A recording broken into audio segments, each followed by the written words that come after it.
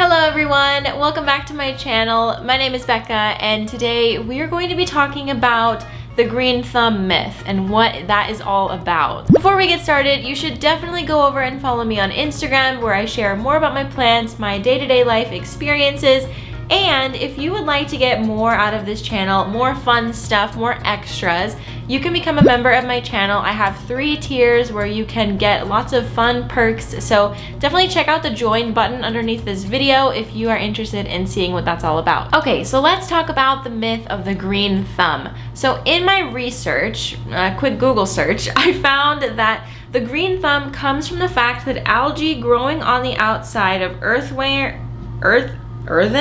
pots, I don't know what that means, will stain a person's thumbs and fingers green, and if he or she handles enough pots, the person's thumbs and fingers will turn green. So that is where this comes from. So basically the thought that if you handle plants a lot, your fingers will turn green, which has somehow translated into if you are good with plants, you have a green thumb. And a green thumb has been sort of turned into this thing where you either have it or you don't. And today I want to myth bust the whole idea of a green thumb and just talk about how that phrase in general is just sort of reductive and counterproductive and keeps people in the place of not owning plants because they think because they failed one time, they will always fail because they just don't have a green thumb. I think I'm ready to get started. Are you ready to get started? Let's just get into it. So if you couldn't already tell, my stance on the green thumb argument is that it is a myth, like an absolute myth. I think that a lot of people would agree with me on that, but I wanted to talk about why I think that and how I think that over time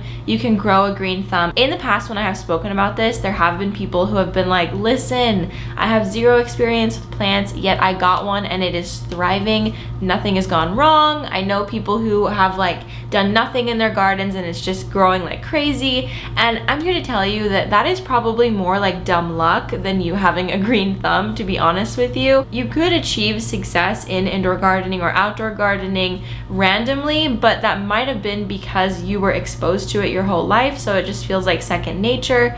Or like I just said, it's dumb luck. Because the average person is not going to be a really great gardener, indoor outdoor gardener immediately, because owning plants is a huge learning experience, and to say that you either have the green thumb or you don't is very counterproductive and reductive for everybody who wants to get into plants and is not immediately good at it. Something that I've realized in a couple of years that I've been doing the houseplant thing is learning how to care for plants is a journey, not a destination.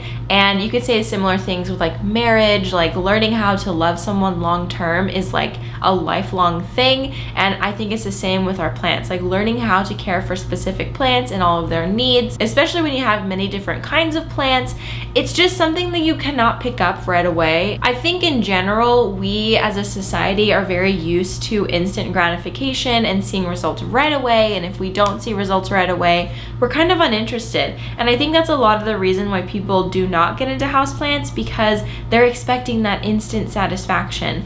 And not to say that people who garden are more patient than others, but I mean, maybe I'm kind of saying that actually now that I say that out loud, because when you grow and cultivate plants, the growth is very gradual. It's not something that happens right away. If you do like instant gratification, there are plants that will like do it for you. But for the most part and like on the regular, growing plants, especially from seed or from like a young age, it just takes a lot of time, effort, work, money sometimes, you know, all the supplies, the pots, the fertilizer, all of these things. I mean, not to say it's super expensive to own houseplants, but you know what I mean? Like you're definitely putting in more work than a lot of other things that you could be doing. So taking care of and owning plants is not instant gratification for like 95% of it. The first time I ever tried to have a plant on my own, it was a donkey tail succulent that an ex-boyfriend bought for me, and I potted it in this like stupid wooden pot. Like it made absolutely no sense. I watered it maybe like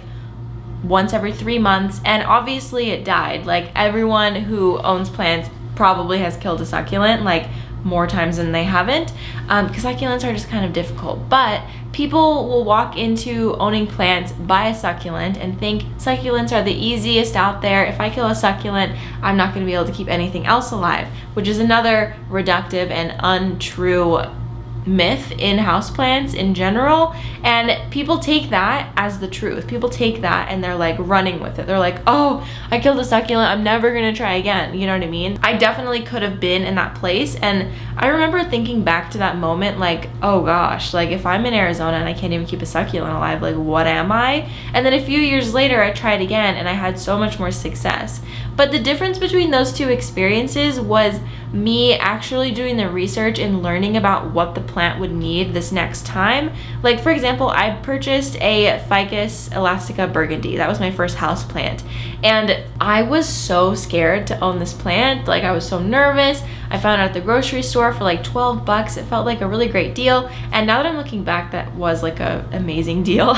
When I got that plant, I was like super vigilant to take care of it, give it exactly what it needed. Like that plant was the best treated plant in my collection so far, honestly. Now it sits outside and it's just chilling. But the point is that plant is still alive today, 3 years later, because, or was 2 years later? It's been a while, okay? So that plant is still alive today because I took the time when I first got it to learn how to take care of it, to learn what it needed, to learn how to take care of plants in general. And I was consuming a lot of media and articles to learn how to take care of my plants.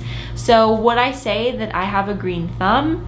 No, I would not say that. Like I have 100 or more plants in my home, but I would not say that at this point I have a green thumb. Or maybe if I do have a green thumb, it's something that I earned, not something that I just had. When someone says that they either have a green thumb or they don't, it's it really takes away from the amount of time and effort it takes to actually learn how to cultivate plants, because this is not something that you learn how to do overnight. It's not something that you just are born knowing how to do. So earlier in the video I talked about how, you know, perhaps you've been raised around plants, so you have a basic understanding of how to take care of them, but that's different than growing your own garden, your own house plants, and having them be alive for a long time and going through all the different struggles. Because I did grow up around plants outside. My family always had like flowers and cactus and stuff like that, but I never had to water them. I never had to think about that. I never had to think about pests. But I'm sure those were things that my parents were thinking about because they were their plants. So though I was immediately comfortable repotting plants and just being around them in general, I knew how to water, there's so much that I learned to sort of fine-tune my skills as the years have gone on. And I am still at the very beginning of this experience. Like it's only been a couple of years and I've already amassed all of this knowledge. And to say that someone is either born knowing how to take care of plants or they're not is, again, very reductive and sort of takes away all of the time and effort that someone has taken to take those master gardening classes and observe their plants and really think about them and learn more, talk to friends. I mean, that really is what we should be doing with our plants. We really should be studying them, listening to them, and looking for their cues. That is how you become in tune with your plants and sort of make some progress on growing a green thumb. So I want to go back to this idea of trying plants and then failing. So when this green thumb myth is highly talked about, it's very popular, it's a very popular myth. So when that is such a popular theme in society, in our culture, it really prevents people from starting up doing plants. And I see similar things within like the sewing community. I'm also pretty into sewing and crafting and things like that. And like when someone isn't immediately good at something, we tend to just sort of toss it aside. And I think that I watched a video by a YouTuber. She actually was talking about the gifted education programs. And I have lots of thoughts on gifted education programs just from my perspective as an ex-teacher in a like near a gifted education program, but that's a completely different conversation. She was talking about how students who are told that they're gifted, that they are like smarter than the average student or they think differently than the average student, when those students don't immediately succeed at things, they just want to give up because it's like, well, I don't want to feel that failure. And I think a lot of us feel that, even if we were not gifted students. I was not a gifted student. I still feel that as someone who is an achiever and wants to do well. But really, like the most rewarding lessons and things that we will find in life are through those lessons, those painful moments where we learn something. When we kill a plant that we absolutely loved, when one of our plants gets thrips or spider mites and we have no idea what to do, those are the defining moments in plant parenthood. And people with green thumbs, quote unquote, boat, they still get these things too. So just because you think that you've figured out houseplants doesn't mean that you're going to be immune to all of these things. And actually, I was listening to a podcast. I think I was listening to Bloomer Girl Radio, her episode about soil or something. What was I listening to? I don't remember exactly, but I was listening to someone talk, and they said that actually being able to identify that your plant has a pest is not an identifier of failure, but rather it is an identifier of like, you get it, like you're learning something. You're a better plant parent because you can find these things, not a worse plant parent because these things happen to you.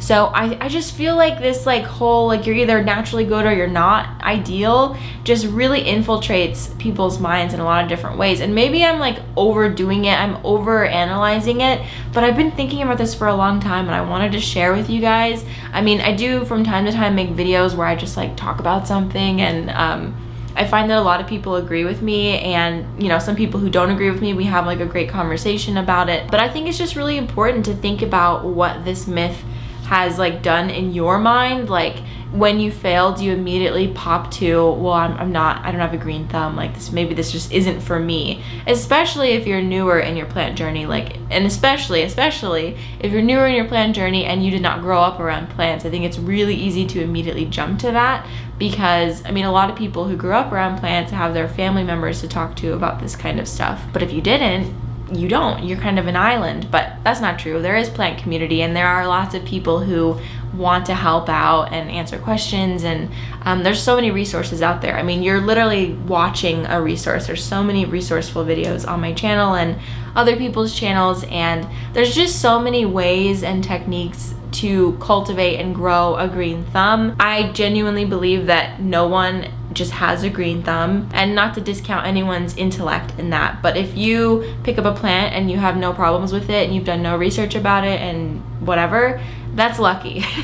I wouldn't say that says anything about your skills. So if you are a person who has consistently struggled with plants, or perhaps you're like really afraid to dive into that world because of this myth around green thumbs, and if you don't have one, you just aren't going to succeed, I just want you to know that that's bullshit. To be honest with you, it's not true at all. You're welcome to ask questions and learn more from your peers, make friends in the plant community, and you will see that thumb turning greener and greener the more you learn. A green thumb is not something that you're born with. It's something that you grow and cultivate and water. You water that green thumb. You give it the strength based on how much effort you put into it. So I think that's all I have to say about this. That was a bit of a rant, but I hope that this resonates with some of you and you feel some support from my end about this green thumb thing. You have all the potential for a green thumb if you kill everything, and I just want you to know that that is something that you work for really hard and you can do it. All right, you guys, my battery light is flashing, so I should sign off. I will see you guys in the next video. Thank you so much for watching this video. If you are not already, make sure.